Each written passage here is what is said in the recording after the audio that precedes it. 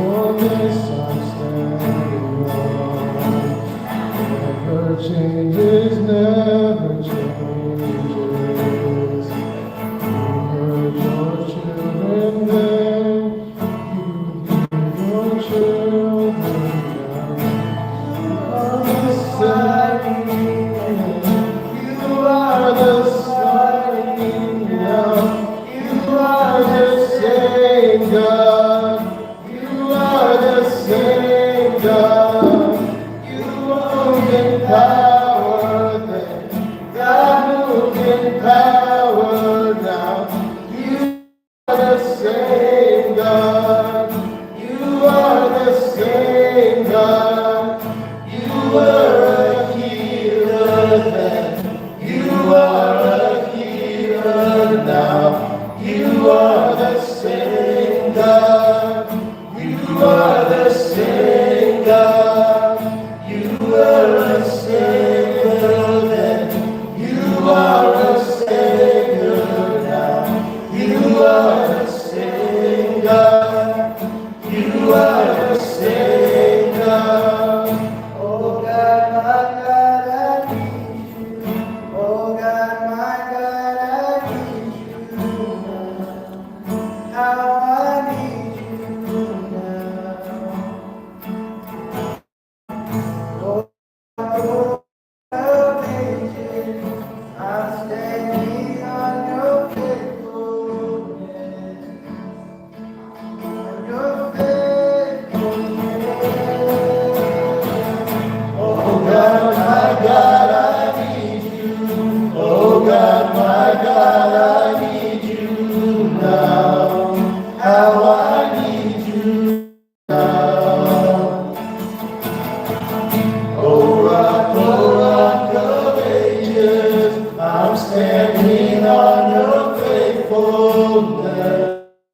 On your faithfulness.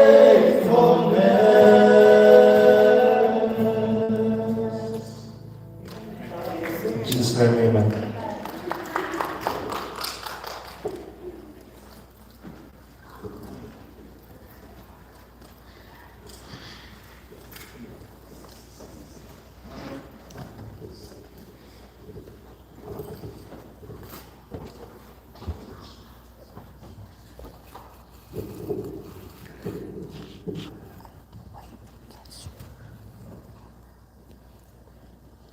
That's what I gotta see. What do you say, church? Amen.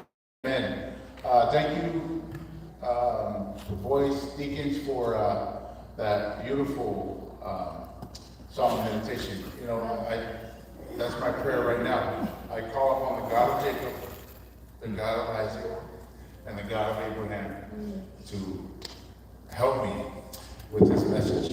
You know, I thought I had a lot of time because I wasn't supposed to preach until the end of September. So I was like taking my time, trying to gather my thoughts, trying to gather all the information, and then we switched because an event came up. So okay, I'll just preach here and then go to this event. And now it's like, oh, everything's got to go. Now everything's got to speed up. All of a sudden, we got to bring all these ideas together. So I just thank God that in the busyness of life, you know, and the family, my Willa, my busy, God still provides time for us to study and to be able to go through so that we may be a light to those who are in need. One lady said, I went to church today because I had something to ask God. So I lit a candle. But before I said a prayer, she blew out all the other candles so that God could focus on her. So what does that tell us? That means put away all whatever it is, phone or tablets. But if you're using your phone for the Bible, okay, then you keep it. But turn down your volume. So what does that say about me? All these new ideas, all these new information that's coming in my mind now, I'm like, no. Let me just focus on what I have prepared, because with the Spirit is going to get everything confused, right? So that you guys can get one message clear. Amen. Amen. Let us pray. Lord, our gracious Heavenly Father, we thank you for your Sabbath day. We thank you that we're able to gather in your house of prayer so that we may go over things that some of us don't understand and some of us already knew but forgot. So Lord, thank you. Remind us your word and the way we ought to walk. May you take a coal from on high and cleanse me and purify me, Lord, so that I may be your vessel today. May they hear you, Lord, and not me. Thank you. In Jesus' mighty name we pray. Amen.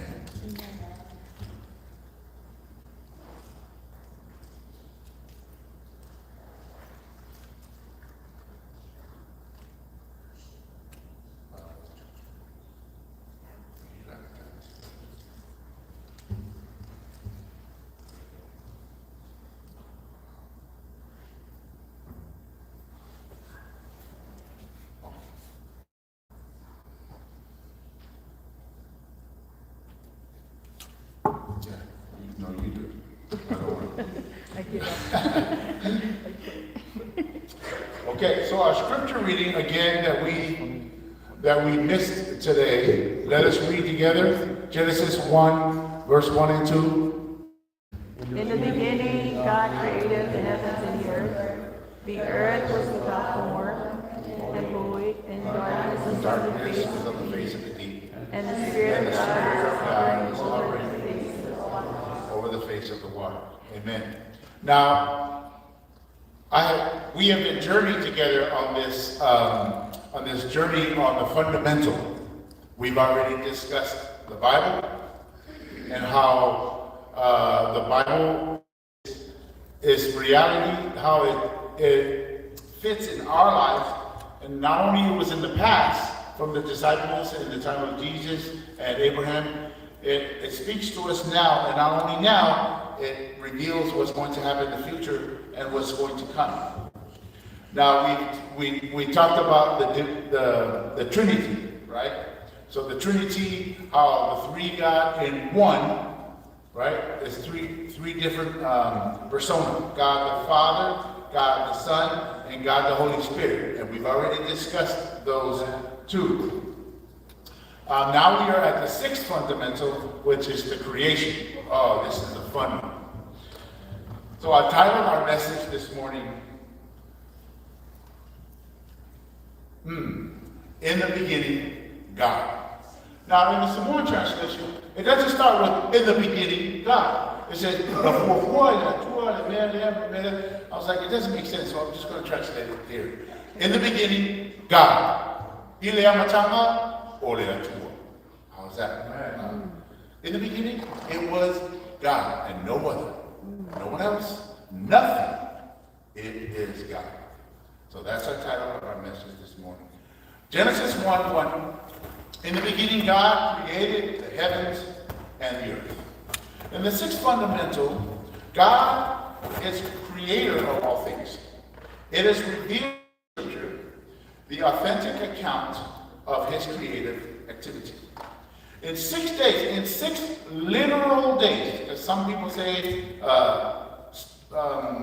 theologians and scientists say 6 million years, that evolution. No. In 6 literal days, the Lord made the heavens and the earth, the sea, and all that is in it, and rested on the seventh day. Thus, he established the Sabbath as a perpetual memorial of his complete creative work. This is not just a theology, it is identity, church.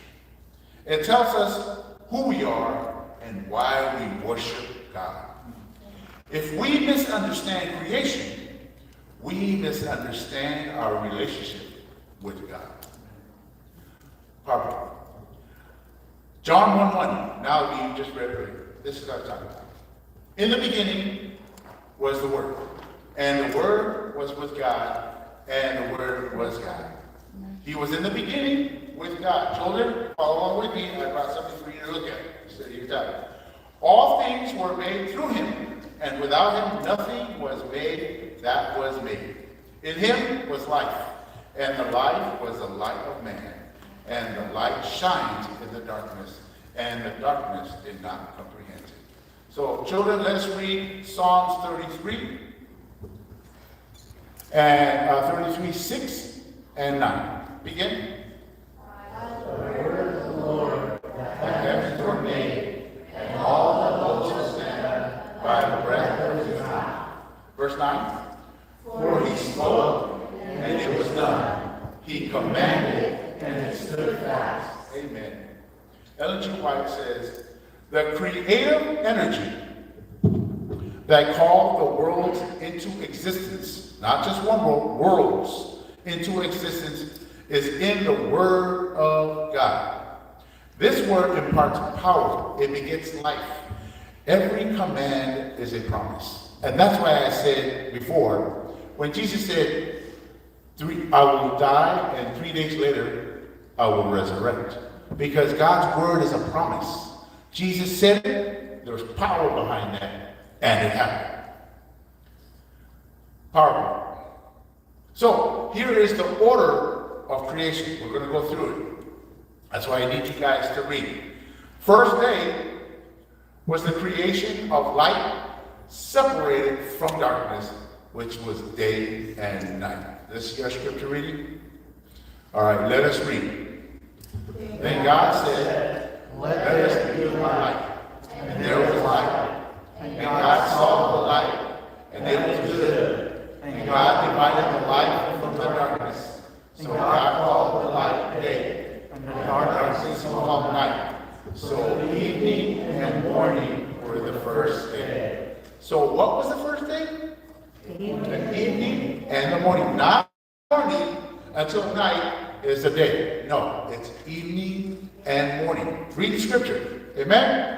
That's why we SDA, when the sun sets, the day has ended, and the new day has begun. And that's why Sabbath begins on what? On Friday night. Not the morning of Saturday, but Friday night until the sun sets on what? Saturday. Then begins Sunday. See how weird that is? But that's the Word of God. That's the day. A full day from evening till morning is a day. PowerPoint, Titus? Amen. Day 2. Let us read. Then God said, let there be a firmament in the midst of the waters, and let it divide the waters from the waters. Thus God made the firmament and divided the waters which were under the firmament from the waters which were above the firmament. And it was so. And God called the firmament heaven. So the evening and the morning were the second day. Can we see that picture, Titus? Go back each time. Okay, so if you look above, what do you see? Separation of waters and above it. Yes, that's water up there. God, remember, the word, read scripture. It says he separated water from above the firmament and water from under the firmament. The firmament is the cloud, right? The air, the sky. So if there's water above the sky and there's water below the firmament, so that means there's water where? Why do you think it rains? Why do you think mist? So if you think of these ideas, like how do we get rain, or how does the mist come upon? It's just, yeah. So it says right here, thus God made the firmament and divided waters which were under the firmament from the water, and which were above the firmament, and it was so. Okay. So day number 3. Let's read. Then God said, let the water He gathered together in one place, and let the dry land appear. And it was so. And God called the dry land earth, and gathered it together water he called seas.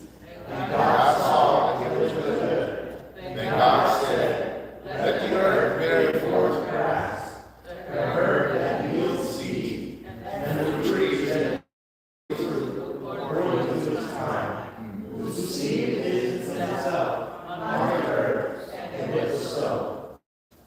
Amen. The earth brought forth grass, the herb that yields seed according to its time, and the tree that yields fruit, whose seed is in itself according to its time.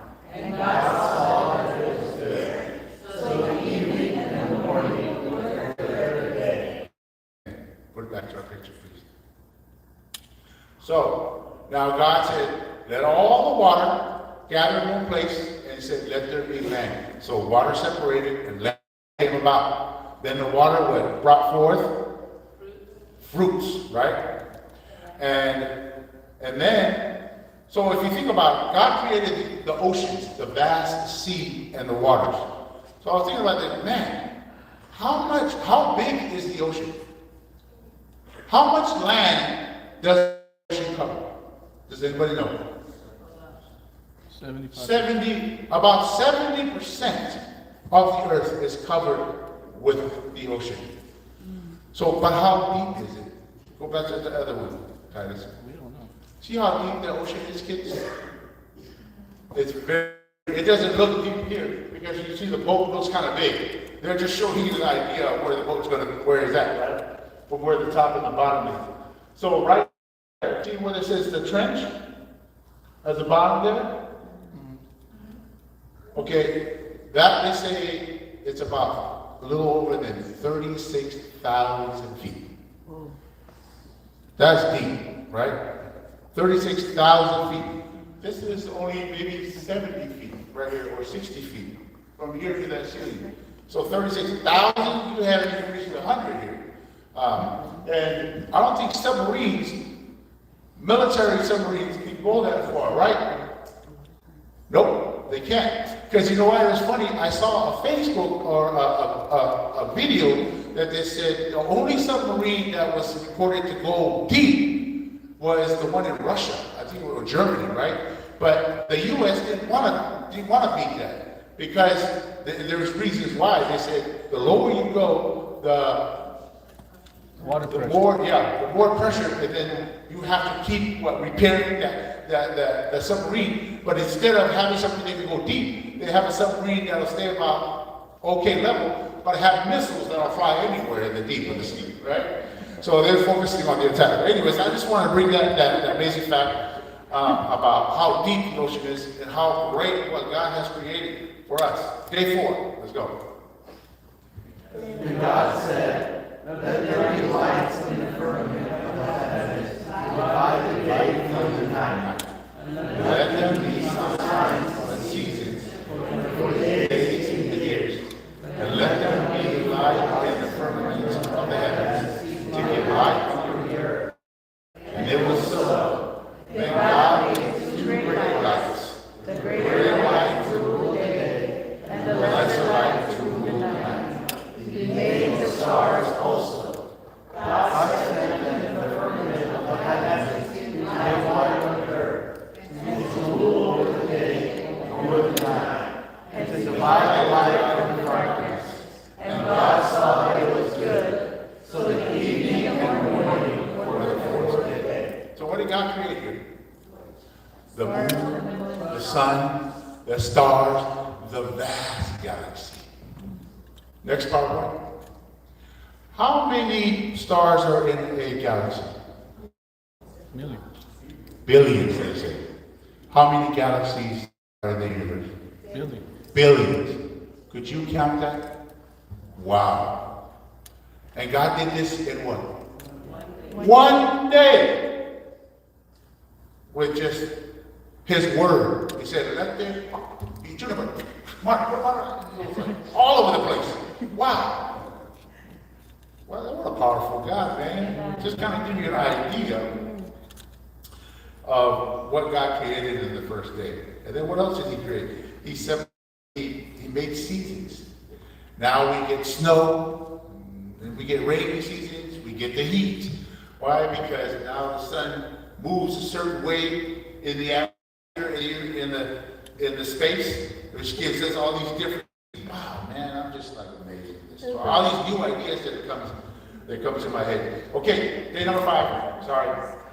Because God said, Let the waters abound with abundance of living creatures. Let the birds fly high above the earth. So that I created sea creatures and everything that moves, with the stars abound according to their kind, and every winged bird according to its kind.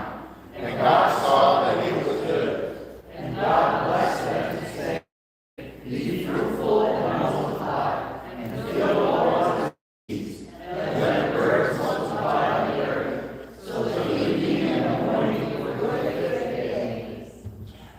you guys ever saw this commercial that said, when God created the fish, he looked to the ocean. When God created the animals, he looked to the land. But when God created humanity, he looked to what? He looked to himself. Wow. But anyways, let's not get too far out. So God said, let this be, and then everything came about, right? So on the fifth day, God created fish, birds, and all these living animals.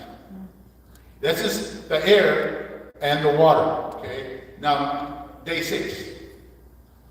And God said, let the earth bring forth living creatures according to its kind, cattle and creeping things, and beasts of the earth, each according to its kind. And it was so. And God made the beasts of the earth according to its kind, cattle according to its kind, and everything that creeps on the earth according to its kind. And God saw that it was good. And God said, let us make man in our image, according to our likeness. Let them have dominion over fish of the sea, over the birds of the air, and over the cattle, over all the earth, and over every creeping thing that creeps over the earth. So God created man in his own image. In the image of God, he created him. Male and female created them. And God blessed them. And God said to them, be fruitful and multiply. Fill the earth and subdue it. Have dominion over the great fish of the sea, over the birds of the air, and over every living thing that moves on the earth. And God said, see, I have given you every bird that yields seed, which is on the face of all the earth, and every tree whose fruit yields seed, to you shall thou be for food.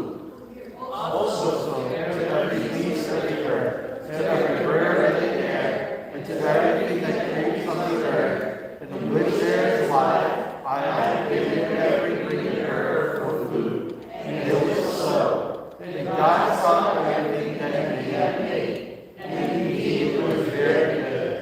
So the evening and the morning were the sixth day. So sixth day he created what? All the animals, the four-legged animals, the beasts, the creatures. They said the creeps. You know, yeah. See, I caught that too. He said he created the creepers, and we are to rule over the creepers. So you creepers, you need to obey us. You know. So not only the animals, right? And then he turned around and he said all the vegetarian, the vegetables and the fruits of the tree. When he turned around, he said, let us create man in our image and in our likeness.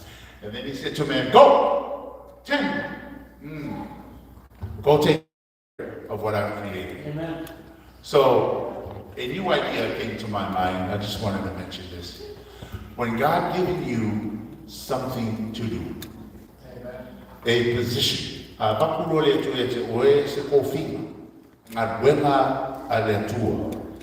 don't sit around. Because God told Adam and Eve, go subdue it. That means go care for it. Amen. I didn't create you just to say, oh my, oh, it's really nice, you know, it's cool. I like that, you know, let the animals come do my house. No. God said, you go subdue and you take care of what I've created for you. So I told him, and then God will bless you. Amen. So he said, not only I want you to subdue, but all the vegetables, the original health message for Gako Fe'al, vegetable and seeds and fruits from a mullah. That was in the seventh day creation. That was God's command. That's why we are sick, because we have eaten meat, because of the complaint of the Israelites and Adam and Eve, the reason why we are like this. But if you just follow God's command in the creation, because we are very good at following the Sabbath and the resting, but we can't follow mercy. That's our meat too, okay? All right. So now that's on the sixth day, and then, so how many days did God create in creation? 6? Well, I see 7 over here. Let's read 7. Go ahead. Thus the Thus the heavens heavens and the earth and all the hosts of them them were finished. and on the seventh day God ended his work which he had done, and he rested on the seventh day from all his work which he had done. Then God blessed the Day and sanctified it, because in it he rested from all his work which God had created and made. So what happened on the 7th day? God rested, and hallowed it. So, 4 points. I know I had to do all that reading so it saved me time so I could do the important part right now. Just kidding. Point number 1. Creation reveals God's power and authority. Creation reveals God's power and authority. Genesis begins with no debate. In the beginning, God, because he is the omnipotent. He is the power. He is the source of life. The universe did not come by accident, church family. It came by the command of God. For he spoke and it was done. He commanded and it stood fast. Creation reminds us that our God is not weak or limited. He is powerful, sovereign, and worthy of praise and worship. Ellen White says this: since the book of nature and the book of Revelation, book of nature meaning Genesis, and the book of Revelation bear the impress of the same mastermind, they cannot but speak in harmony. So, church family, the same God that created everything in the beginning is the same God that you saw came down out of the cross. There's no hope. That was the Israelites' God. We have Jesus Christ, our Lord and Savior. No, that's the same Lord then. It's the same Lord now, and it's the same Lord that will come to take us home. When you look at the stars, the oceans, and even human cells, the atoms, remember, you are witnessing God's authority and power. Point number 2. Creation defines human worth or human worth. Creation defines human worth. Genesis 1:26 and 27, it says, let us make man in our image, after our likeness. 27. So God created man in his own image, and in the image of God, he created him. Male and female, he created them. Man was the highlight of God's creation. He created everything in 6 days, so that at the end of the 6th day, he created man. So basically, he created and prepared everything for the highlight of his creation. You know, when a couple is about to have a baby, what do? You prepare everything for that baby, right? You buy the baby a crib, you buy the baby diapers, you buy the baby clothes, the milk. The baby isn't out yet, but you prepare and make sure the baby has a place to stay. You get shoes, little tiny shoes about that big. Yeah, you get everything for the baby ready before the baby comes. God prepared everything for you and for me. Amen. So unlike animals, humanity was made in God's image. That means you are not a mistake, family. You are a masterpiece created by the mastermind of all things. Evolution says that we come from chance. The Bible says that you came from the hand of God. What would you believe? I believe. I'm going to take what the Bible says. Ellen G. White says this: God created man in his own image. Here is no mystery. There is no ground for the supposition that man was evolved by slow degrees of development from the lower forms of life. Patriarchs and Prophets, page 45. That's so true. We didn't come from, what did the evolution say? We came from what? Gorillas? Maybe I came from a gorilla, but you guys are supposed to come from a monkey. No. They say that we evolved from what? From monkeys. So answer me this. If we evolved from monkeys, then why are there still monkeys today in the jungle? That means every single there should be no monkeys, right? Because they've all evolved. They start from monkeys, now they're human. Oh, I thought of that. I was like, why is there still monkeys?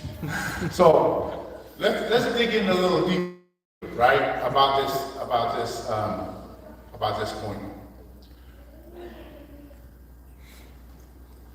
Whose image are you portraying today?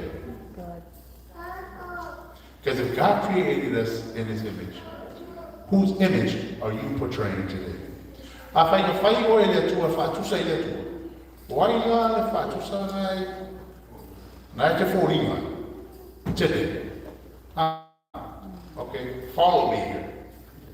If you study the heavens and the stars, all the living creatures, and all the evidence, it all has evidence of God, our Creator. God left evidence of Himself in all His creation. The glory of God is in all the world. You know that when you study it. When you create something, a little of you goes in what you create. Did you know that? A little of you goes in what you create. If you look at a painting, you will know who the painter is, the artist, because he has a style of painting. If you look at a building, you will know who the architect is. Why? Because that architect has his own style. If you look at it, or if you listen to a song, you will know the artist, right? You will know who wrote it, because that artist has his own style. So when you see humanity, you will know who created it, right? God. Genesis 1:26 said, God made Adam and Eve in His image. But watch this. Genesis 5 verse 3, it says, Adam lived 130 years and begot a son in his own likeness after his image. Why didn't it say after God's image? It says likeness and image after whom? After Adam and Eve. Follow me. Okay? After God created man in His beautiful image, wonderfully made, the devil tainted that creation. He put enmity in the mind of humanity. And our minds became carnal. A little bit of the Creator goes in what He creates. If you have children, who do they look like? Huh? Do they look like Adam? No, they look like you guys. If you look at TJ, Morley, they say Morley looks like Nora, his mom, but he has my eyes, and everything. Why? Because we created Morley, right? In our image, in our likeness. Okay, following him, identity. Okay, Romans 8 verse 7, it says, because the carnal mind is enmity against God. For it is not subject to the law of God, nor indeed can be. The law of God is the whole duty of men. Everything God wants from us, the carnal mind opposes. The carnal mind goes against it. So if we are born in whose image? In the image of Adam.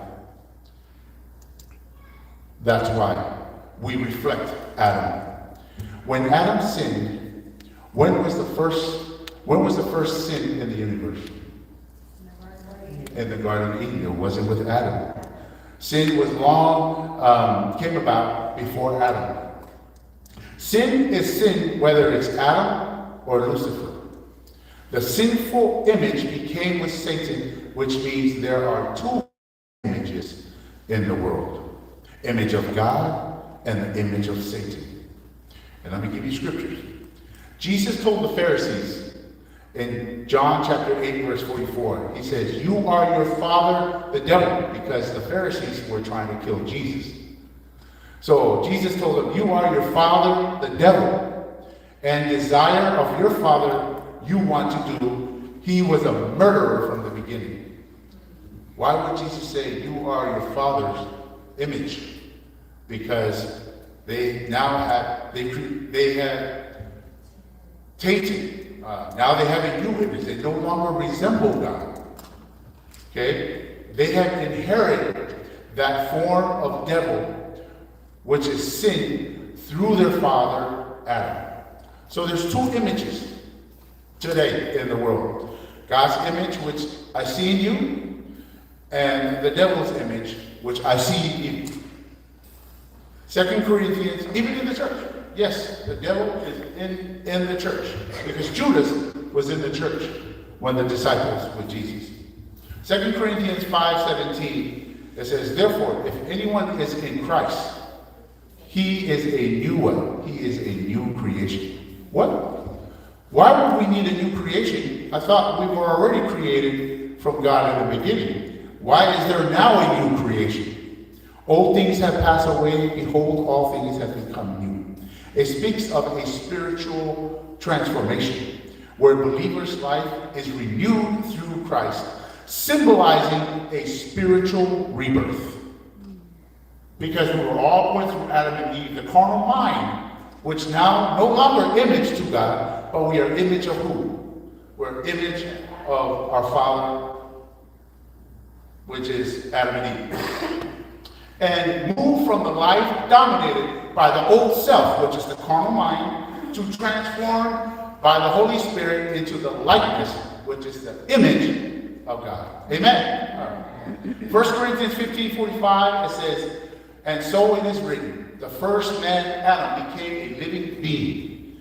The last Adam became a life-giving spirit. Romans 5:14 says, nevertheless, death reigned from Adam to Moses, even over those who had not sinned according to the likeness of the transgression of Adam. Verse 17, it says, for if by the one man's offense death reigned through the man, much more those who receive abundance of grace and of the gift of righteousness will reign in the life through the one Jesus Christ. So, the carnal mind, the image of the devil, came out through Adam, which is the reason why we all became the image of Adam and Eve, which was the sinful being. That's why the Bible says, no human is perfect under the sun, except the one who was born by the Spirit. So now, when we accept Jesus as our Lord and Savior, the blood renews our heart, and it gives us new birth and new creation, which brings us back to what? To the original image of God. So question, what image are you portraying today? This means every life, rich or poor, young or old, has eternal worth in God's eyes. Because God originally created us in his image. Point number 3, last point. Say amen? Amen. Oh no, that's just the third point. I have one more thing. Creation connects us to the Sabbath. Creation connects us to the Sabbath. Now we should all know this. Exodus 28:11. Let's all repeat. The Sabbath day to keep it holy. 6 days you shall labor to do all your work. But the seventh day is the Sabbath of the Lord your God. In it you shall do no work, nor you, nor your son, nor your daughter, nor your male servant, nor your female servant, nor your cattle, nor the strangers within your gate. For 6 days the Lord made the heavens and the sea, the earth, and all that is in them, and rested on the seventh day. Therefore, God blessed the Sabbath day and hallowed it. The Sabbath day is not just a day of rest, family. It is a memorial of creation. Every Sabbath we worship, we are declaring that God is our creator. In a restless world, Sabbath reminds us to pause, to rest, to worship, and to remember our identity does not come from work, but from our Creator. Ezekiel 12:20 says, moreover, I gave them my Sabbath to be a sign between me and who? between me and them, and they might know that I am their Lord who satisfies them. So not only is it a memorial, but it's a what? It's a symbol. It's a sign that you will know that you are God's people. When you keep the Sabbath, you are telling the world, I belong to the Almighty Creator. Isaiah 58, verse 13 and 14, some of you know this. If you turn away your foot from the Sabbath, from doing your pleasure on my holy day, and call the Sabbath a delight, the holy day of the Lord honorable, and shall honor him, not doing your own ways, nor finding your own pleasure, nor speaking your own words, then you shall delight yourself in the Lord, and I will cause you to ride on the high hills of the earth, and feed you with the heritage of Jacob your father. The mouth of the Lord has spoken. God's word, family, not mine. God says if you turn your foot away from the Sabbath, you will basically lose your way. It is in you, you will lose your mark. If you turn away from God's Sabbath, you might lose your salvation, because you are saying that you don't belong to the Creator, which is our Lord Jesus Christ. Point number 4. Now I can say it. Okay, point number 4 is creation and the final crisis. Creation and the final crisis. In the book of Revelation 14, it gives us the last day call. 14 verse 7, it says, saying with a loud voice, fear God and give glory to him, for the hour of his judgment has come. And worship him who made the heavens and the earth and the sea and springs of water. In the last days, the call is to worship God as a creator becomes central, family. It becomes important. It's all going to be about worship. Who you worship and how you worship. God the truth or the devil and his made-up deceptions. Revelation 14:12, it says, here are the patience of the saints, those who keep the commandments of God and the faith in Jesus Christ. The Sabbath is rooted in creation and will be the sign of loyalty to the true God. John 14:15, it says, if you love me, keep my word. Keep my commandments.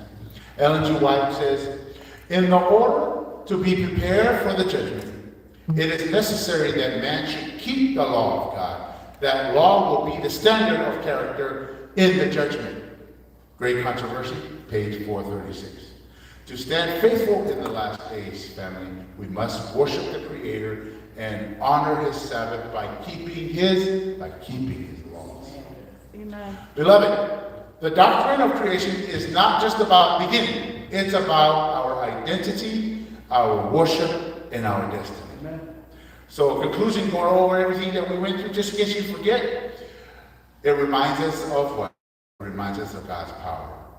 It tells us our worth, that you were made in the image of God.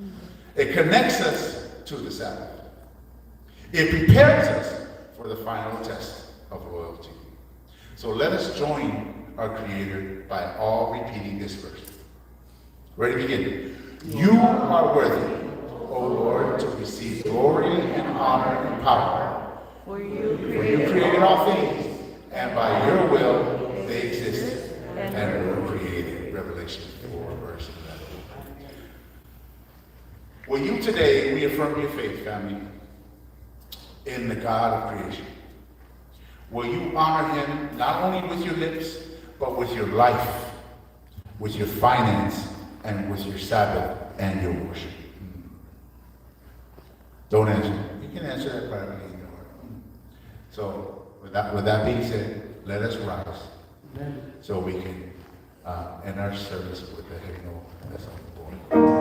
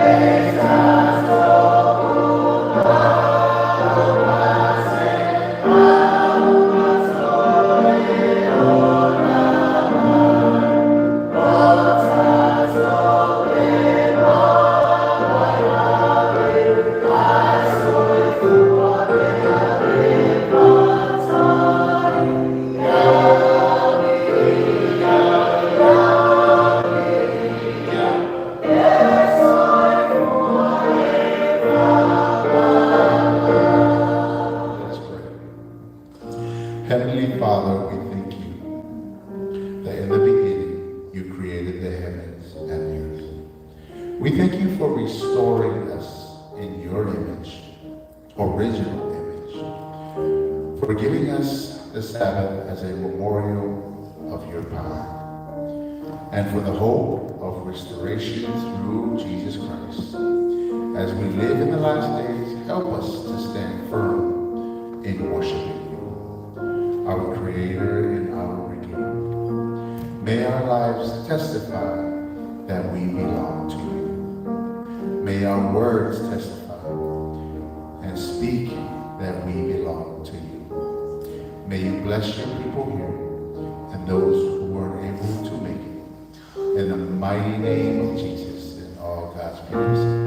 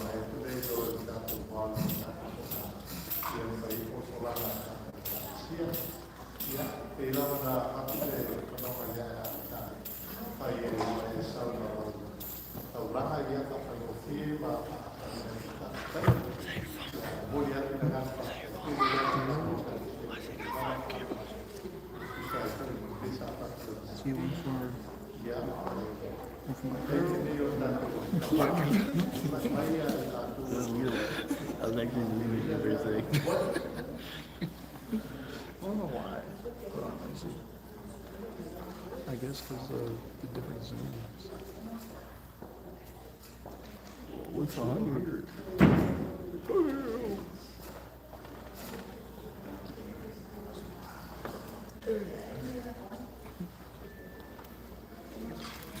Dang, she is here, but bro, why do you need 100? That's crazy.